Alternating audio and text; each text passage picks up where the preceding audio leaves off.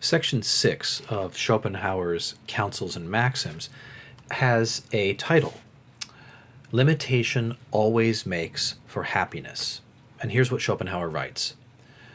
We are happy in proportion as our range of vision, our sphere of work, our points of contact with the world are restricted and circumscribed.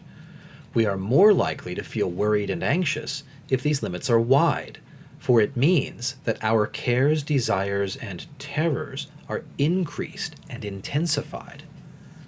That is why the blind are not so unhappy as we might be inclined to suppose. Otherwise there would not be that gentle and almost serene expression of peace in their faces.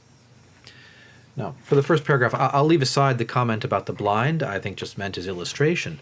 Here we have a very Schopenhauerian theme, however. The more things we care about, the more sources of upset and misery there are in our lives.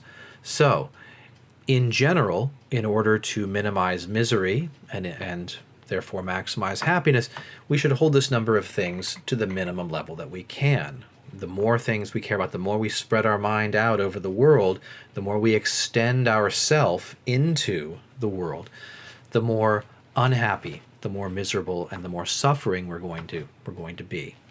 Schopenhauer continues. Another reason why limitation makes for happiness is that the second half of life proves even more dreary than the first. As the years wear on, the horizon of our aims and our points of contact with the world become more extended.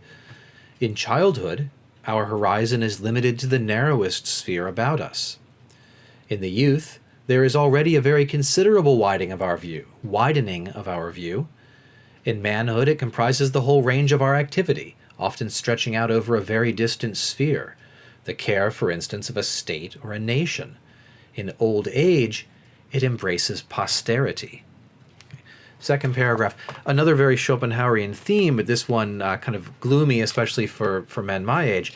As we get older, our happiness decreases, our misery increases. Why? Because the scope of the things we care about necessarily increases as we mature.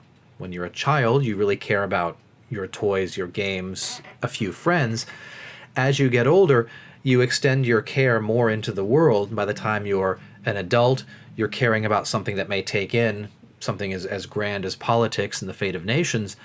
By the time you're elderly, you're thinking about posterity. You're thinking about the world and generations that go beyond you. Your points of contact with the world are necessarily increased, suggesting here a sort of, again, Schopenhauerian theme that the longer life goes on, the more unhappy it is. He continues, but even in the affairs of the intellect, limitation is necessary, if we are to be happy. For the less the will is excited, the less we suffer. We have seen that suffering is something positive and that happiness is only a negative condition. To limit the sphere of outward activity is to relieve the will of external stimulus. To limit the sphere of our intellectual effort is to relieve the will of internal sources of excitement. Okay, I'll pause there in the middle of the paragraph. A rather interesting suggestion, right? If we limit our activity and our connection with the world, then there are fewer objects outside of us to excite the will and therefore disturb our tranquility. If we govern our intellectual life and our mind and our thoughts and our reading and contemplation, we can similarly reduce internal demands upon the will. So he continues the same paragraph. This latter kind of limitation is attended by the disadvantage that it opens the door to boredom, which is a direct source of countless sufferings. For to banish boredom, a man will have recourse to any means that may be handy: dissipation, society, extravagance, gaming, and drinking, and the like, which in their turn bring mischief, ruin, and misery in their train. Difficilis in otio quies. It is difficult to keep quiet if you have nothing to do.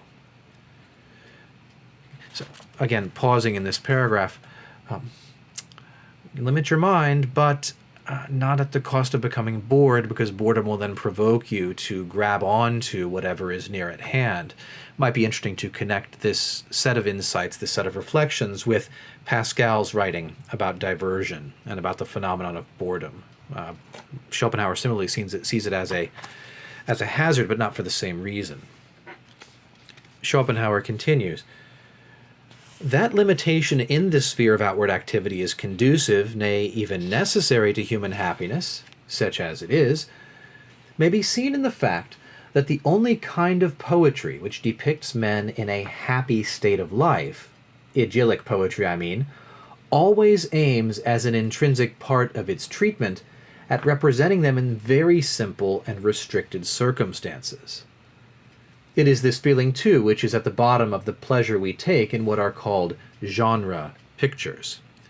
And I'll just comment that by pictures here, he plainly does not mean motion pictures. He's thinking of paintings, engravings, and illustrations. But that when we wish to show people happy, we show them living simply, without many demands upon them. We don't show harried urbanites in art that's meant to calm our spirit. Final paragraph. Simplicity, therefore, as far as it can be attained, and even monotony in our manner of life, if it does not mean that we are bored, will contribute to happiness, just because, under such circumstances, life, and consequently the burden which is the essential concomitant of life, will be least felt. Our existence will glide on peacefully like a stream which no waves or whirlpools disturb. And perhaps that's the end of this section. It's perhaps worth commenting on this overall Schopenhauerian vision of life that is emerging, really, that life is no good, and the less of it we do, the better. Or perhaps being a little bit more generous to Schopenhauer, life is a constant source of hazard, of potential misery. And so we ought to act in such a way as to protect ourselves, to insulate ourselves from those sources of misery as much as we can. Or to use a metaphor, if it is frigid outside, I, of course, will minimize the surface area of my skin that's exposed to the cold. I will huddle up in my sleeping bag. I will pull my hood close over my face. And Schopenhauer is saying, life is frigid in just that way. So, minimize your surface area in action to reduce external stimulation, and internally in your mind, in your cares, in order to reduce internal stimulation of the will. So that's it for section 6. Limitation always makes for happiness, Schopenhauer's discussion of simplicity of life. We'll take a look at section 7 in the next video. Thanks for watching today. Goodbye.